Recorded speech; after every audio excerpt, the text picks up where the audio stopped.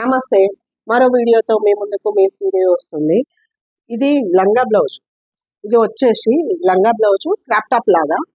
ఇది మనకు యూఎస్ పంపాలన్నమాట. మనమే డిజైన్, క్లాత్ అంతా మనమే చేయించాము.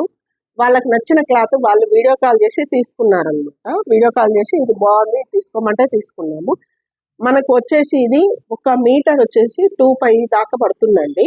ఇది వచ్చేసి 2000 పడుతుంది. ఇది వచ్చేసి మగ్గం వర్క్ లాగా ఇలా ఇచ్చారనమాట.